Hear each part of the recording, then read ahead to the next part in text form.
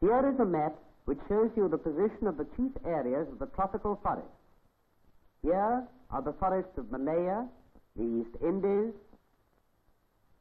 and of the Congo Valley. There are also extensive patches in British Guyana and Central America. These tracts of forest are immense. In the Amazon Valley alone, there are 2 million square miles of this dense tropical forest. Let us visit one of the lumber camps in the heart of a tropical rainforest. It is in British Honduras, situated on the eastern seaboard of Central America. We begin our journey at the coast. It is low and fringed with unmeasured miles of mud, where mangrove trees grow in tangled masses, and a man may sink to his waist in the ooze that extends for many miles. But beyond this deadly coast, there is a more pleasant tract, a land of savanna parkland, of trees and grasses. Along the river, we penetrate into the mountainous interior and pass into the gloom of the tropical rainforest. Here is some of the densest forest in the world, an impenetrable mass of trees whose trunks are bound by a solid tangle of vines or lianas as thick as a man's arm. Here grow valuable trees such as mahogany.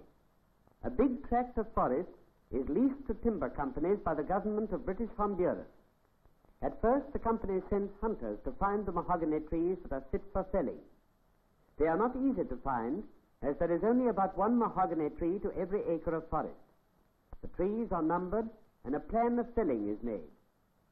Wide open tracts through the forest must be cut as lines of transport for bringing the logs from the interior to the rivers. At a central point, a camp is built.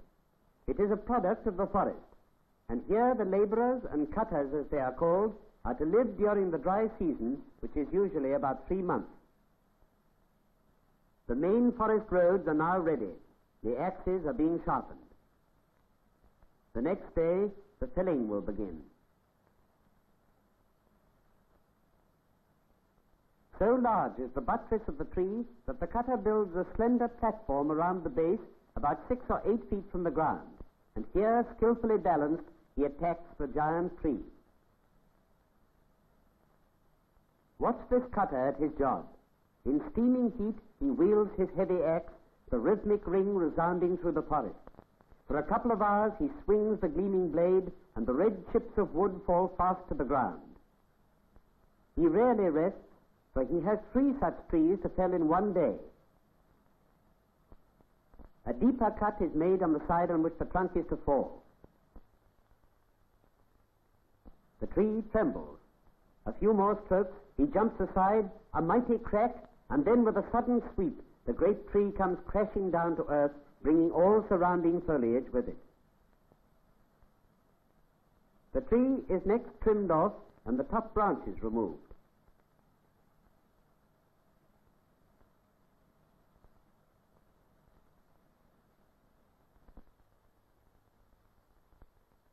Then the cross-cut saw screeches as the tree is cut into logs of suitable length for towing through the forest.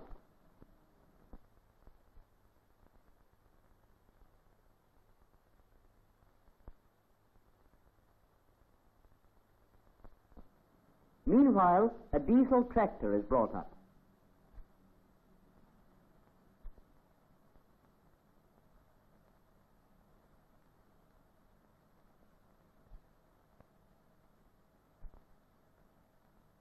The men run out heavy chains and attach them to the logs.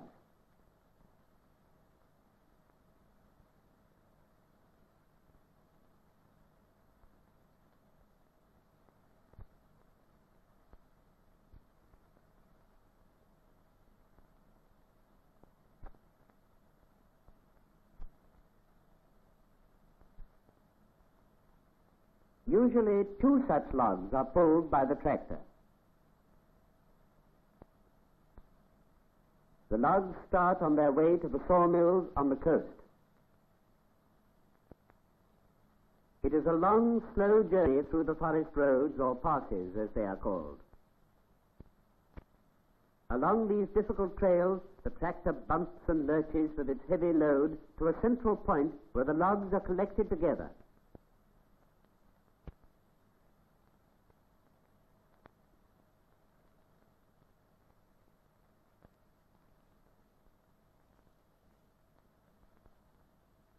Then these huge timber wagons are brought up and loaded with 2 or 3 logs.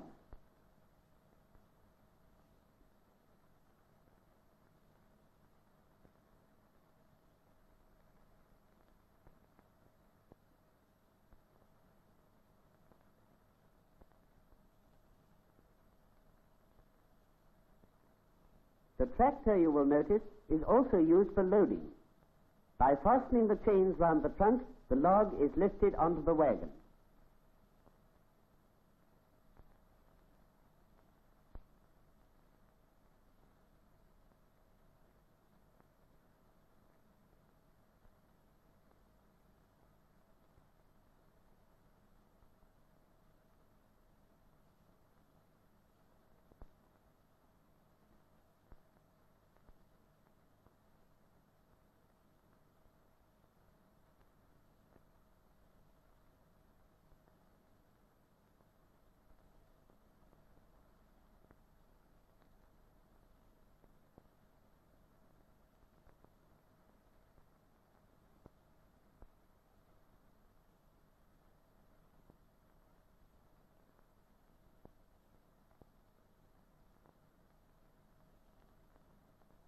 When the load is completed, the tractor is attached to the wagon.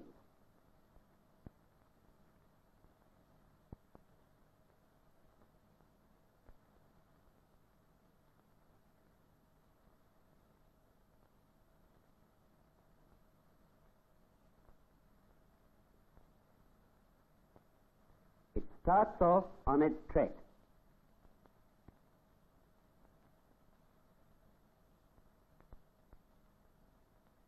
Through almost impassable swamps, which take hours to traverse.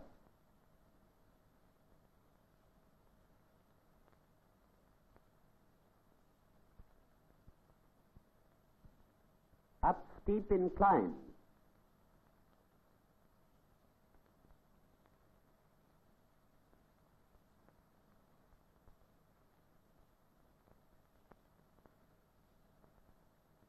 The tractor labors to pull the timber train through a morass of mud.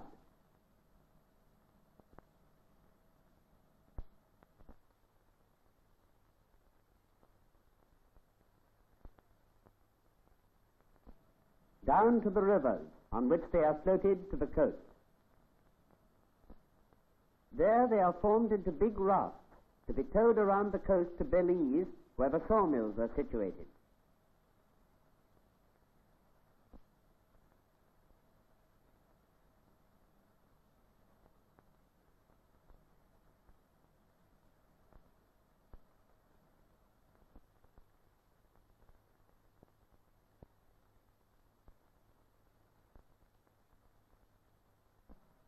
On arrival at Hallover Creek, the logs are sawn into short lengths for ease of handling. Notice how the logs are hauled up from the water to the sawmill. A truck is lowered into the water, and a couple of logs are skillfully maneuvered into position over it. These river workers know their job. Watch the way in which they coax the logs into position with their pikes and peavies.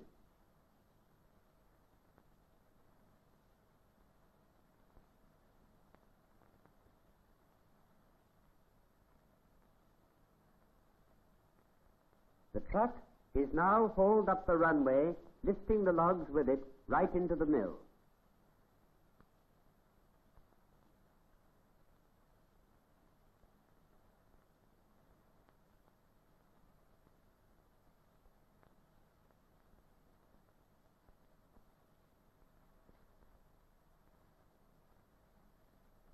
Here, a machine handles the logs as though they were twigs.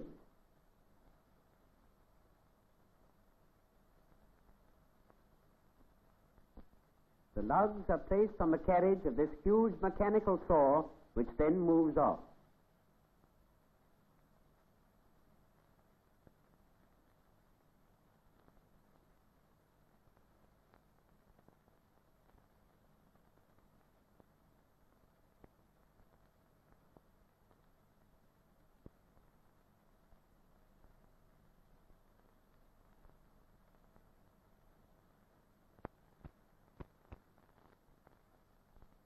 Note the way in which the log is sliced up into planks of all sizes, none being wasted.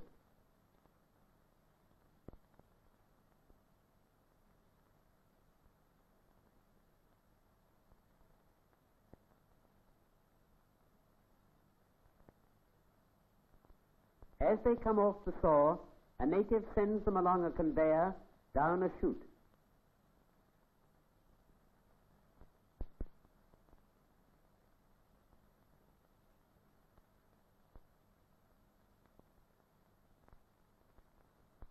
At the bottom, they are picked up and stacked into huge piles to dry in the hot sunshine.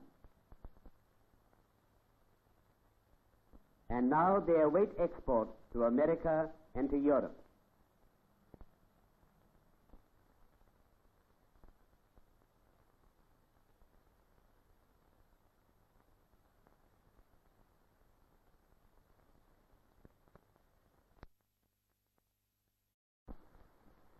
Here is a map which shows you the position of the chief areas of the tropical forest.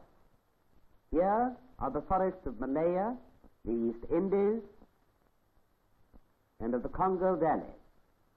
There are also extensive interior, and pass into the gloom of the tropical rainforest.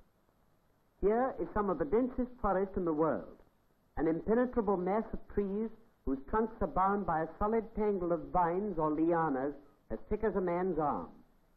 Here it is, and a man may sink to his waist in the ooze that extends for many miles. But beyond this deadly coast, there is a more pleasant tract, a land of savanna parkland, of trees and grasses.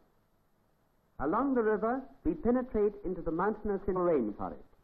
It is in British Honduras, situated on the eastern seaboard of Central America.